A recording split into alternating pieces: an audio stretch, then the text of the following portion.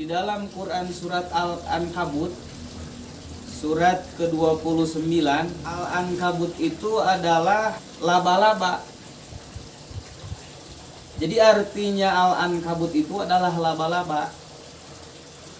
Di dalam Quran surat Al-Ankabut surat yang ke-29 yang berisi 69 ayat, itu Allah menceritakan tentang Allah mengumpamakan kepada seekor laba-laba yang Allah abadikan di ayat 41.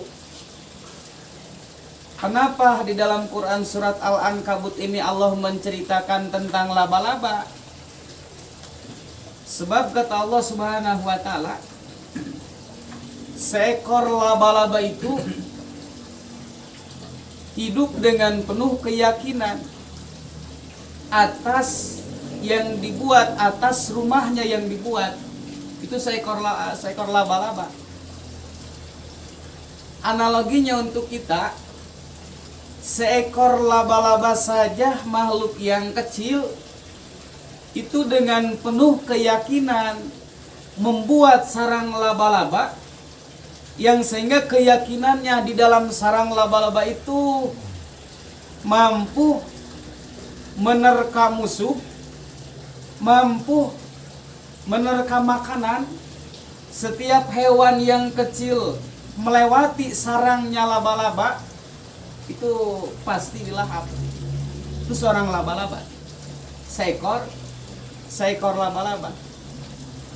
Jadi pada intinya seekor laba-laba ini yakin dengan membuat sarang, membuat rumah. Mereka berkata bahwa dengan sarangnya tersebut itu rumah itu bisa melindungi. Padahal kata Allah Subhanahu wa taala, ketika sarangnya laba-laba dijatuhi oleh benda walaupun kecil, itu pasti roboh. Itu seekor laba-laba. Seekor laba-laba makhluk Allah Subhanahu wa taala, walaupun kecil, dengan penuh keyakinan membuat sarang laba-laba yang sehingga yakinnya itu seekor laba-laba bahwa sarangnya itu mampu menjadi tempat berlindung. Coba kita bayangkan, rumah laba-laba itu jikalau terkena benda apa saja pasti akan roboh, pasti akan hancur. Terus Pak, cuman keyakinannya yang kuat. Keyakinan seekor laba-laba yakin kepada Allah Subhanahu wa taala dengan membuat sarang untuk tempat berlindung. Keyakinannya kepada Allah Subhanahu wa taala sebegitu hebatnya. Kenapa di dalam Quran surat Al-Ankabut ini menceritakan tentang laba-laba? Allah menggambarkan bahwa di zaman Rasulullah SAW, Allah menggambarkan tentang kaum musyrikin. Ketika kaum musyrikin Quraisy waktu itu keyakinannya kepada Lata dan Uzza, keyakinannya kepada suatu ketuhanan, suatu kepangeranan waktu itu, dengan yakinnya bahwa Tuhan tersebut mampu mendatangkan seluruh keinginan yang dihajatkan.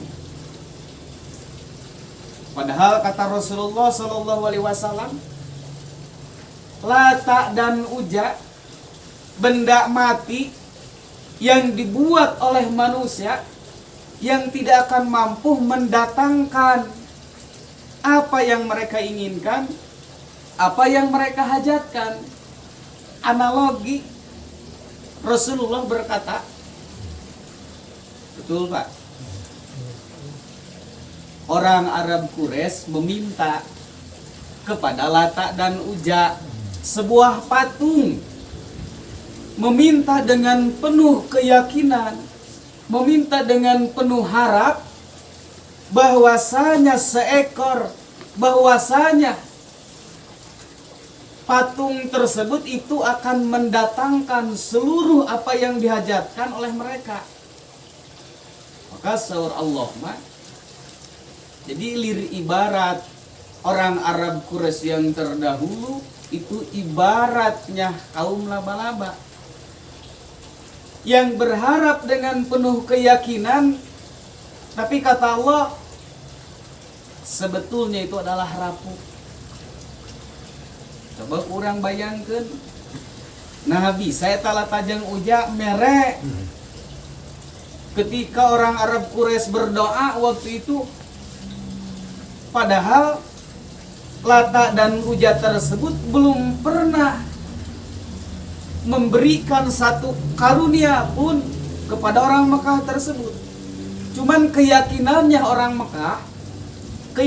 orang Mekah kepada Lata dan Uja itu dengan penuh keyakinan, sehingga mampu bertentangan dengan hukum Allah Subhanahu wa Ta'ala. Itu orang Arab Quraisy. Maka Allah menggambarkan, Allah mencontohkan, Allah memberikan perumpamaan dengan sarang laba-laba yang penuh dengan keyakinan, tapi pada dasarnya itu adalah rapuh. Artinya untuk kita hari ini, setiap apa yang kita taruhkan harapan, setiap keyakinan yang kita harapkan, setiap keyakinan yang kita kuatkan selain kepada Allah, itu pada intinya adalah rapuh.